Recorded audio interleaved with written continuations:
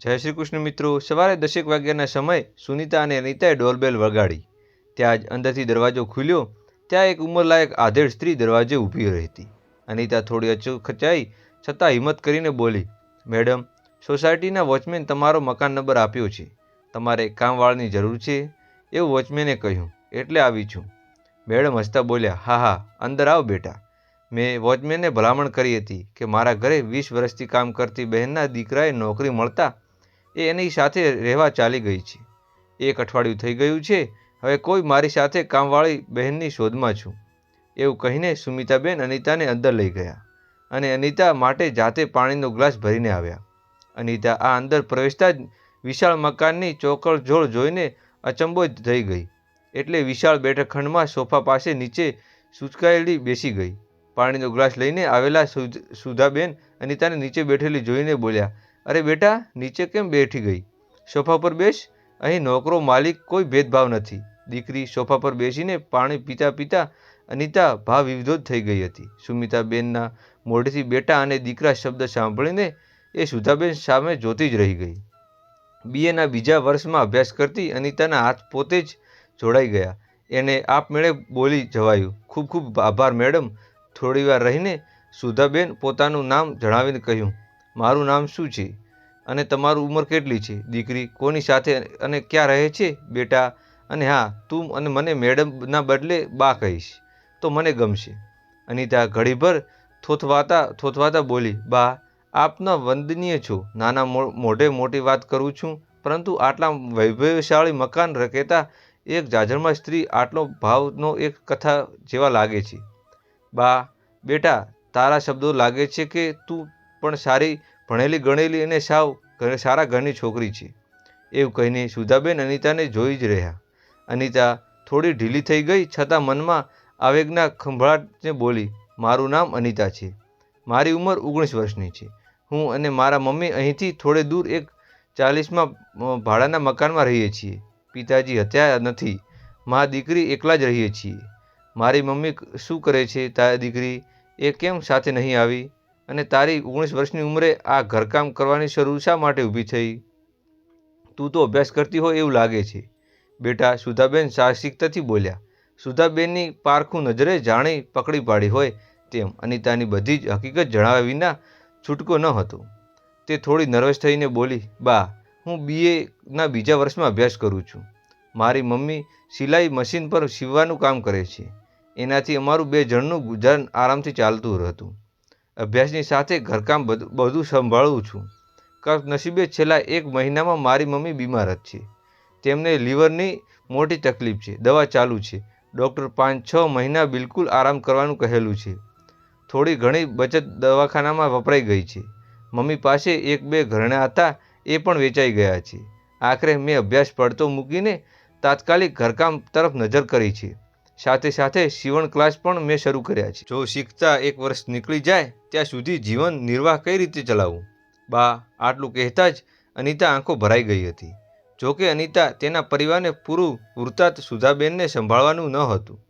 અનિતાની કથે સાંભળીને સુધાબેને એકદમ ભાવુક થઈ ગયા અને બોલ્યા, જો દીકરા, તારે અભ્યાસ છોડવાનો નથી. તને દિવસના સમય મળે ત્યાં મારું ઘરકામ કરી જજે. હું તને મહિને 5,000 રૂપિયા આપીશ. બીજું કે તારા ઘરમાં અમે પત્ની 2 જણ જ રહીએ છીએ. ઘરકામમાં થોડા વાસણ અને કચરા મોટું હોય છે. કપડાં તો હું વોશિંગ મશીનમાંથી કાઢી લઈશ અને સૂકવી પણ રહીશ. બીજું કે તારી મમ્મી હરતા ફરતા થઈ જાય ત્યાં સુધી પૈસાની જ કોઈ જરૂરિયાત પડે તો વિચારા વિના આવીને જ કહી જજે. સુધાબેને આટલું કહ્યું એ સાથે જ અનિતા સોફામાંથી ઝડપભેર ઉઠીને તેના ચરણોમાં નમી પડી. સુધાબેને એના માથા પર હાથ ફેરવી અને બેઠે કરી.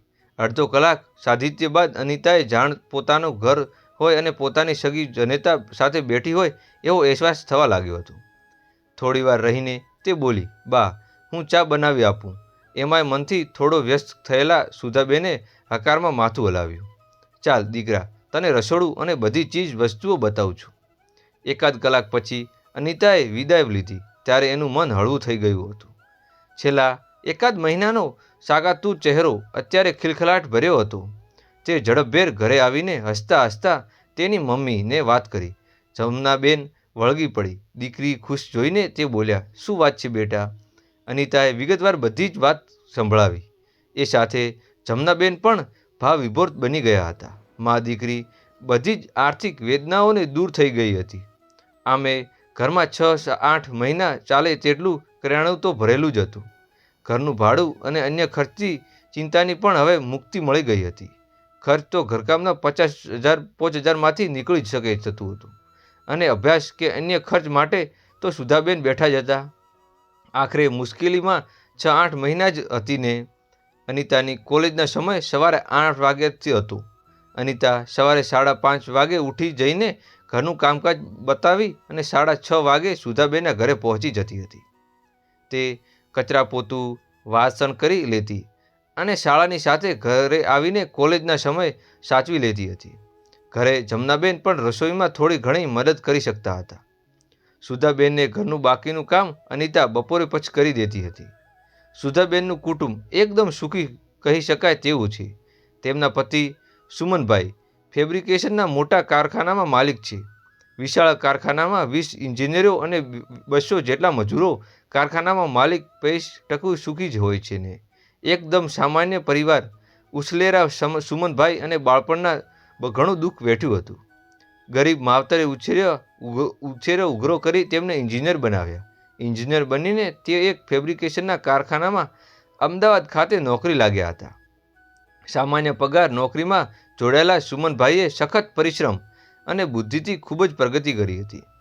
માત્ર 10 વર્ષના માટે તેઓ જ્યાં નોકરી કરતા હતા એ જ ઓઢણ જીઆઈડીસીમાં કારખાનામાં ભાગીદાર બન્યા. કારખાના ભાગીદારના બંને પુત્રો અમેરિકા સ્થાયી થયેલા હોવાથી તેમણે કારખાનામાંથી ભાગીદારી છૂટી કરી અને તેઓ હંમેશા માટે અમેરિકા ચાલ્યા ગયા હતા.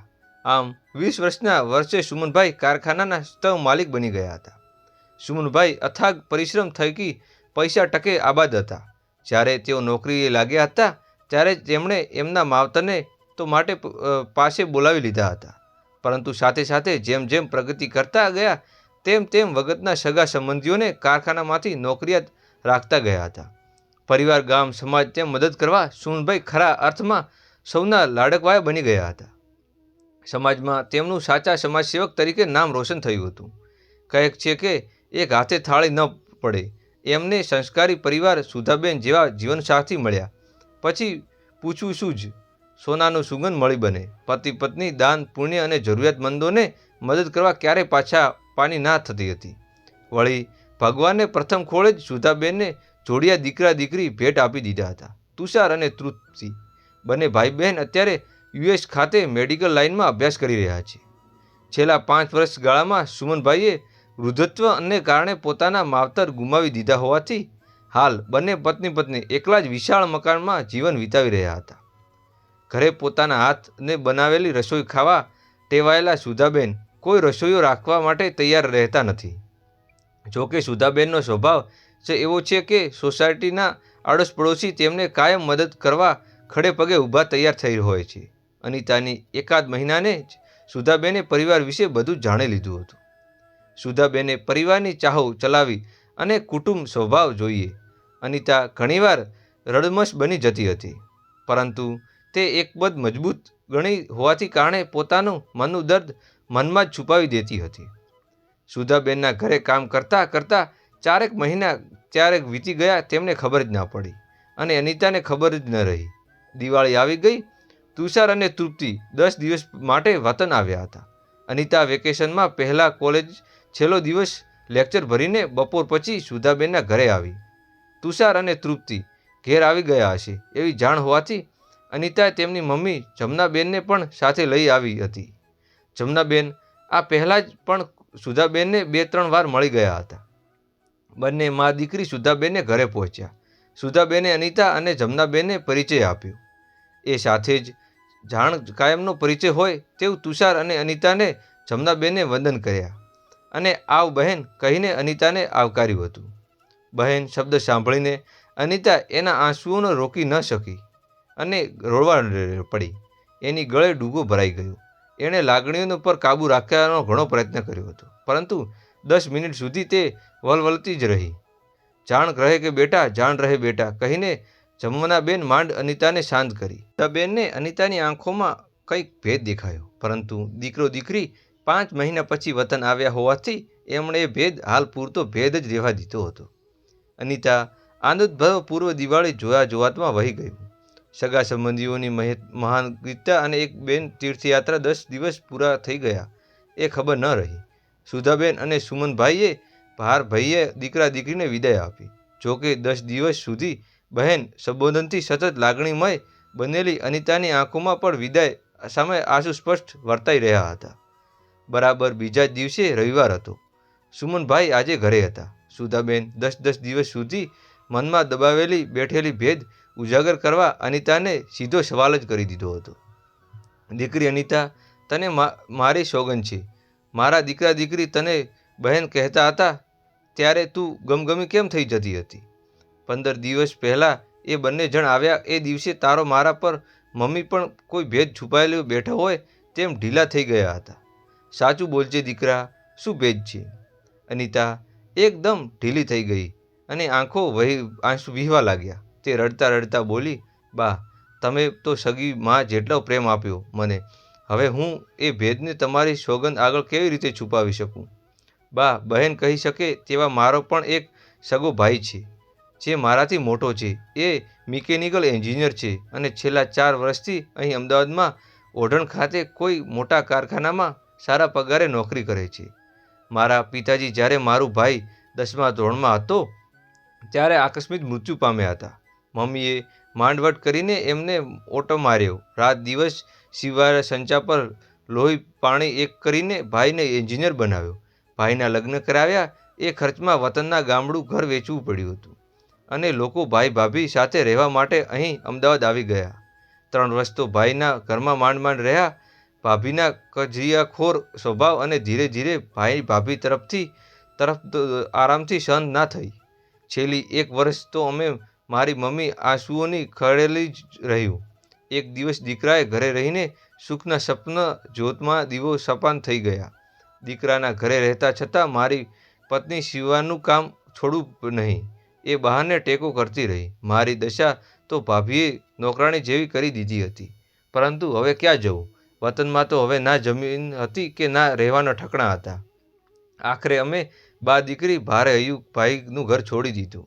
મમ્મીના કાયમી આગ્રહ કપિલાબેન એમના સંબંધીઓને ભલામણ કરીને એમને 40મા મહિને 1500 રૂપિયા ભાડે ઘર અપાવ્યું હતું. ઘર છોડતી વખતે ભાઈએ થોડા કાલાવાલા જરૂરી કર્યા, પણ એ બધું ઉપર છલ્લું જ લાગ્યું, કારણ કે આજે 1 વર્ષ વીતી ગયું અને એણે આજ સુધી અમારી શોધખોળ કરી નથી.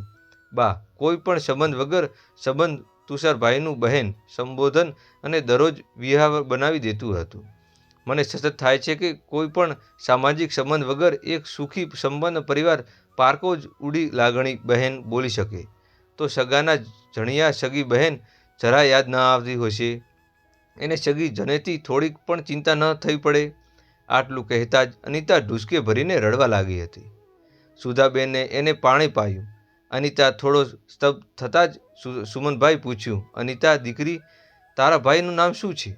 અનિતા સુમનભાઈને બાપુજી સંબોધનથી બોલાવતી. એણે ભારે હૈયું કર્યું, એનું નામ ચિરાગ છે. બાપુજી. સુમનભાઈ આશ્ચર્યચકિત થઈને બોલ્યા, અને તારા પિતાજીનું નામ શું છે બેટા?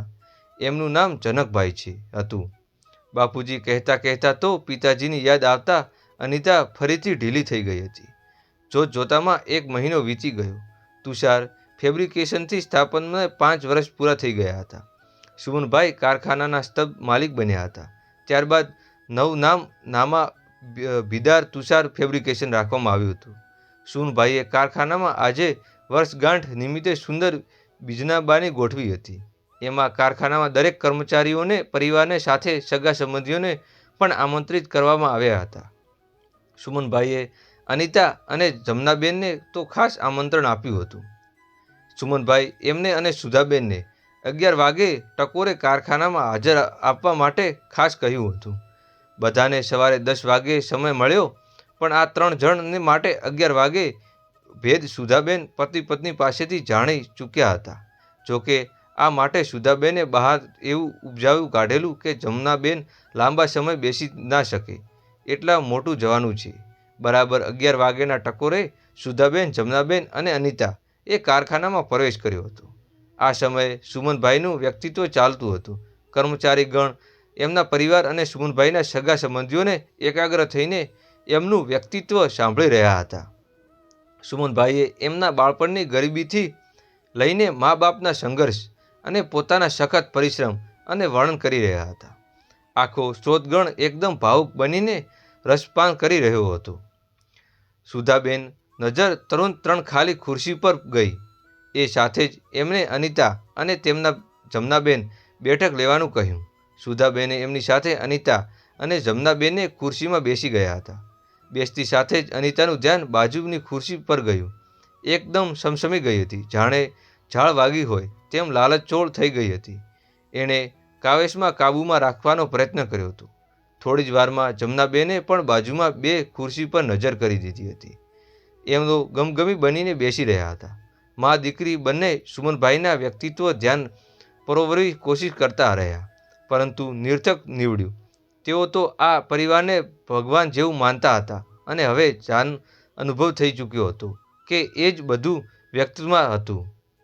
અચાનક અનિતા અને જમનાબેનનું ધ્યાન સુમનભાઈના વાક્યો તરફ ખેંચાયું. જગતમાં એવા પણ દીકરાઓ હોય છે કે મા બાપના પરિશ્રમ થકી આગળ આવીને પછી મા બાપને જ ભૂલી જતા હોય છે. એમાંય આવા કુપાત દીકરાઓ એમની અસંસ્કારી પત્નીઓની વાતોમાં આવીને ભગવાનના મૂલ્ય પોતાના માવતરને તરછોડી દે છે. આવા એક કૃતમાત્ર દીકરો મારા જ કારખાનામાં આવીને ઊંચા પગારે એની પત્ની સાથે લીલા લહેર કરી રહ્યો છે. બસ આજની મિજલાબરી પૂરી થાય છે, હું એને તરત જ નોકરીમાંથી છૂટો કરી દઈશ. એટલે સૌને ખબર પડી કે જશે કે કૃતપાત દીકરો કોણ છે. સાથે સાથે આવા માણસો અમદાવાદમાં ક્યાંય પણ નોકરી મેળવવા પ્રયત્ન કરશે તો હું તેને ક્યાંય ફાવવા નહીં દઉં. આ મારું વચન છે. આટલું કહીને સુમનભાઈએ વ્યક્તિત્વ પૂરું કર્યું. એ સાથે જ ગણગણાટ વધી ગયો. આખો રસપરસ એકબીજાને નજર કરવા લાગ્યો હતો. આ જોતા અનિતા લાલ ગુમ થઈ ગઈ હતી. બાજુમાં 2 ખુરશી પર બેઠેલા ચિરાગ અને તેની પત્ની ખુશ્બુ હતા. ભાઈ બહેનની બાજુમાં ઉપસ્થિત અનિતા કંઈ સહન કરી શકે. અત્યાર સુધી તો ચિરાગ અને ખુશ્બુએ પણ જમનાબેનને અનિતાને જોઈ લીધા હતા, તેથી તેઓ સંકોચાઈને બેઠા તો હતા જ, પરંતુ સુમનભાઈના કાળઝાળ વાક્યો પછી તો તેઓ બંને રીતસરના થથરી ગઈ રહ્યા હતા. 5 મિનિટ સમય પસાર થઈ ગયો. આમંત્રિતોને નજર હવે કુમાત્ર દીકરા શોધી રહી હતી, પરંતુ તે કૃપાળ દીકરો નજર તો હવે માત્ર જમનાબેન પાસે દયાની આજીજી કરી રહી હોય એમ જમનાબેન મનથી અનુભવી રહ્યા હતા. વધારે વિલંબ કર્યા વગર પોતાની બીમારીને ભૂલી જઈને જમનાબેને ઊભા થઈ ગયા. તેઓ ઝડપભેર માલિક પાસે પહોંચ્યા. સૌ કોઈ જમનાબેને જોઈને ગણગણાટ કરવા બંધ થઈ ગયો હતો. જમનાબેને ઝડપભેર માલિકના હાથમાં લીધા અને બોલવાનું શરૂઆત કરી કહ્યું, સગા ભાઈ સમાન પરમ આદિત્ય સુમનભાઈ, અને તેમના વિનંતી છે કે ભૂલ માનવ કરે છે, ભગવાન નહીં. તમે જે કૃપાળ દીકરા વિશે કહી રહ્યા છો તેને માફ કરી દો.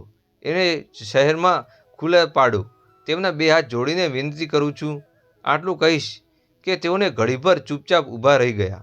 જોકે તેઓને આટલું કહેતા તો હાફ ચડી ગઈ હતી, એટલે તેમણે એક ખાલી ખુરશીમાં બેઠી લીધા. સૌ આમંત્રિતો ફરીથી ગણગણાટ શરૂ થઈ ગયો હતો. પરંતુ અચાનક ચિરાગ અને ખુશ્બુ ઝડપભેર જમનાબેન પાસે આવી પહોંચ્યા. ખુશ્બુએ પાણીનો ગ્લાસ ભરીને જમનાબેન પાસે રાખ્યો હતો, જ્યારે ચિરાગ માઇક હાથમાં લઈને ઝડપભેર કહેવા માંડ્યો, હું કુમાત્ર દીકરો હું જ છું. જમનાબેન તરફ આંગળી કરીને આગળ બોલ્યો, આ ભગવાન સમાન માને મેં જ તરછોડી છે. આજે મને એને મારી પત્નીને ભૂલનો પસ્તાવો થઈ રહ્યો છે, પરંતુ અમે લોકો ઘણું મોડું કરી દીધું છે. હું માફી લાયક નથી. સુમનભાઈ અને પણ સજા કરે તો મંજૂર છે. કહીને ચિરાગ આવીને જમનાબેનના પગમાં ફસરાઈ પડ્યો.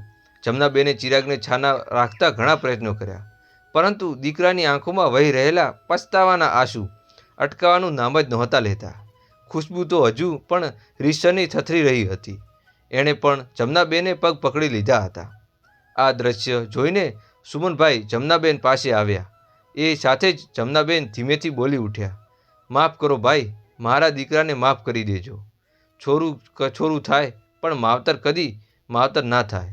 ભાઈ, ચિરાગને માફ કરી દો. સુમનભાઈ જાહેરમાં કબૂલી ભૂલથી સુમનભાઈને થોડો વ્યસ્ત થયેલો અને તેમાં જમનાબેનના વિનંતી પછી તો તેઓ લાગણીમય બની ગયા હતા. એમણે માત્ર જમનાબેન સાથે જોઈને હકાર ડોક્યું હલાવ્યું.